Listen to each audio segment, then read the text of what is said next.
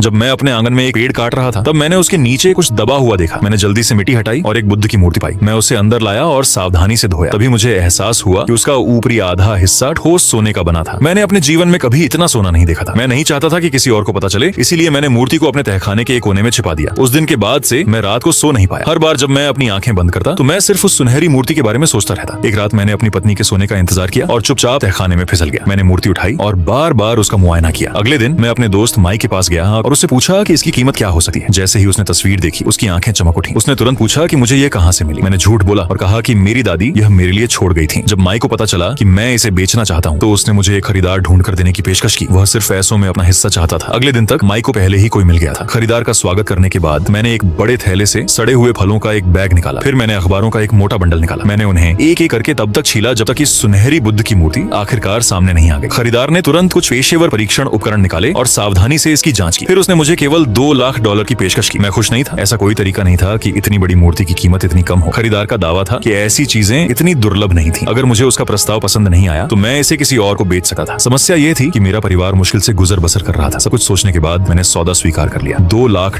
अभी भी मेरे परिवार को गरीबी से बाहर निकालने के लिए काफी थे। इसलिए मैं नकद पैसे घर ले आया और उन्हें पूरे सोफे पर उलट दिया। मेरी पत्नी और बेटी अपनी आंखों पर विश्वास नहीं कर पा रहे थे। वो बार बार पूछती रही कि पैसा कहां से आया था। मैंने आखिरकार उन्हें बताया कि मुझे सुनहरी मूर्ति कैसे मिली थी। मेरे बेटे की गर्मियों की छुट्टियां अभी खत्म हुई थी, इसलिए मैंने उसे लेने के लिए एक नई कार भी खरीद ली। मैंने अपने परिवार से कहा कि अब हमें इतनी सावधानी से जीने की जरूरत नहीं है। वे जो चाहें खरीद सकते थे। फिर मुझे जल्दी ही एहसास हुआ कि $2 लाख उतने नहीं थे जितनी मैंने कल्पना की थी। कुछ ही दिनों में इसका आधे से ज्यादा हिस्सा पहले ही खत्म हो चुका था। मेरी पत्नी ने मुझसे कहा कि हमें बचत शुरू करने की जरूरत है। मैं चिंतित नहीं था। मुझे विश्वास था कि उस पेड़ के नीचे दबी हुई एक से ज्यादा मूर्तियां थी। अगले दिन मैं फिर से खुदाई शुरू करने के लिए तैयार हो गया। तभी माइक अचानक आ गया। उसने भी अपने अधिकांश पैसे खर्च कर दिए थे। उसे लगा कि मेरे पास सुनहरी मूर्तियां खोजने का कोई गुप्त तरीका है और वो मेरा पार्टनर बनना चाहता था। मैंने कुछ बहाने बनाए और आखिरकार उसे जाने के लिए मजबूर कर दिया। उसके बाद मैं आंगन में खुलेआम खुदाई करने का जोखिम नहीं उठा सकता था, इसलिए मैं एक बेहतर योजना के साथ आया। मैं तहखाने से खुदाई शुरू करूंगा। इस तरह बाहर का कोई भी व्यक्ति यह नहीं देख पाएगा कि मैं क्या कर रहा हूँ। अगले दिन मैं अपने परिवार को मौज मस्ती के लिए बाहर ले गया। तभी माइक का अचानक फोन आया। उसने कहा कि उसे मुझे कुछ जरूरी बताना है। उसे तुरंत मुझसे मिलने की जरूरत थी। मुझे लगा कि वह मुझसे फिर से जानकारी निकालने की कोशिश कर रहा है, इसीलिए मैंने फोन काट दिया। कुछ मिनट बाद उसने मुझे एक संदेश भेजा। जिस पल मैंने उसे खोला मैं सन्न रह गया। रिपोर्ट के मुताबिक मैंने जो गोल्डन बुद्ध बेचा था उसकी असली कीमत $5 मिलियन थी। मैं गुस्से से कांप रहा था। मैं सीधे माइक के पास गया और स्पष्टीकरण की मांग की। उसने मुझे बताया कि उसे भी अभी पता चला है। तभी मेरा आपा पूरी तरह खो गया। उस दिन के बाद से मैंने जागने का हर एक पल खुदाई में बिताया।